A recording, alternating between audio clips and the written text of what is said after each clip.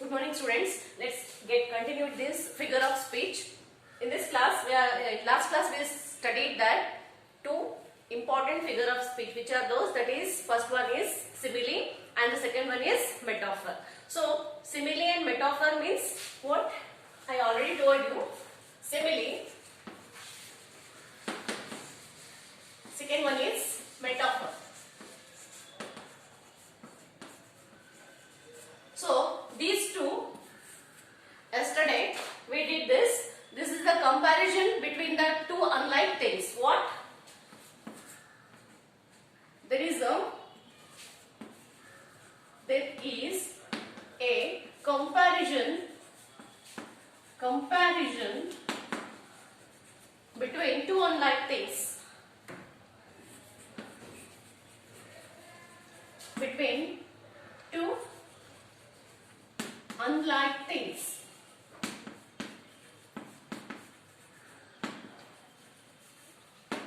But one thing is common in these two. Okay. Here in simile, yesterday we used a few words in between those words. What is that? Like, as and so. These two we are using in simile. Instead of that, we are directly use metaphor. Already I given examples like our soldiers are brave as like a lion. That is the example of simile. And metaphor example is our soldiers like a lion. That is a simile example. And our soldiers are lions. Our soldiers are directly, that is lions. That is called metaphor.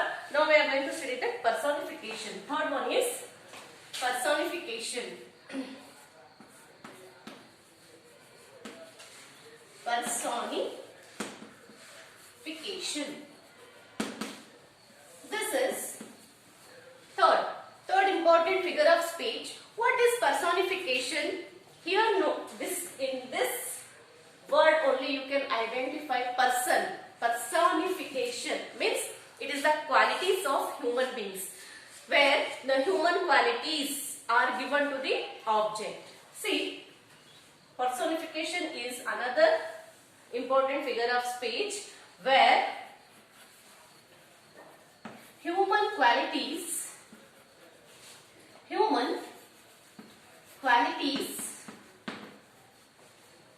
are given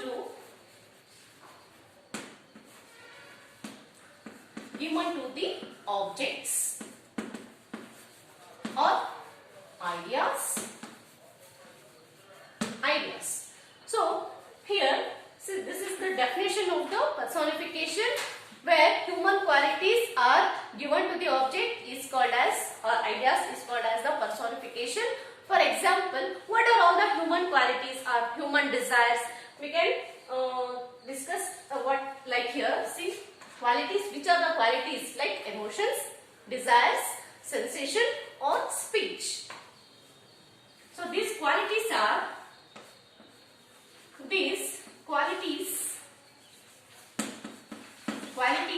like what human qualities? Desires. What? Wishes. Desires. Emotions. What? Emotions. Sensation.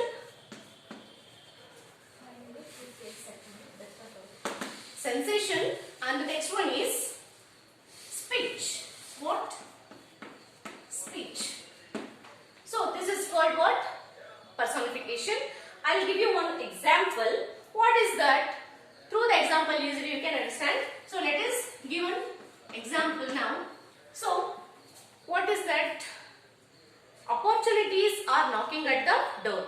See, that is the object. Opportunity is knocking at the door. Our good wishes are waiting outside the door, or knocking at the door. So this is what? It is a emotions. It is a emotions which is waiting for the outside of the door. We are not seeing that object. We cannot see that object. That is called. See example. Opportunities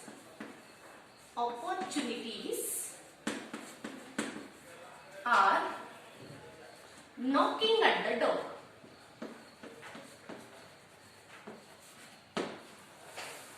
At the door means best wishes or anything good happiness are knocking at the door, means outside, waiting for the outside of the door. That is called. I will give you one more example, that the sun smiled at us. See, the sun smiled at us. See, the sun was smiled at us. That is also, is it possible the sun has directly smiled at us? No. So it is what?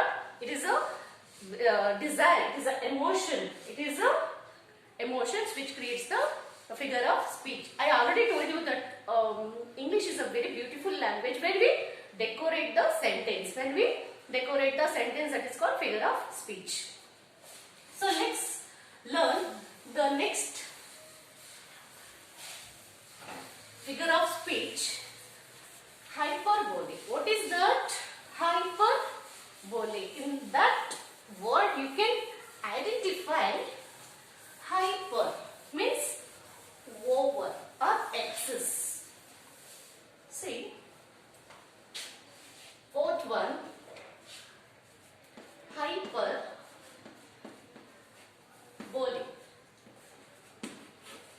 So this is also another figure of speech which means excess. See, here in this only you can understand hyper means excess or over. See, excess. So in this word only you can identify it. Exaggerate over speech. It exaggerates the speech. So here we can write over or over speech, or it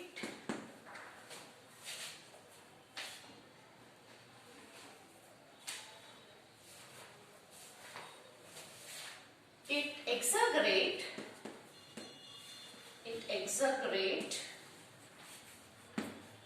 or it is overstatement. What we can say? Overstatement.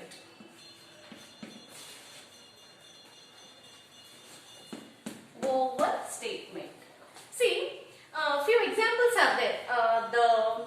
We can say a lot of blood was flooded in the floor. Means it is most of the, what we can say, the blood of river was flow in the battlefield. What we can say? The blood of, example, see, the river of blood which the river of blood in the battlefield.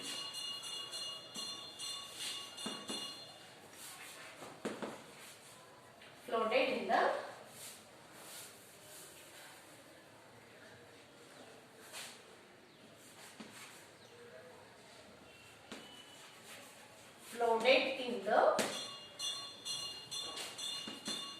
battlefield.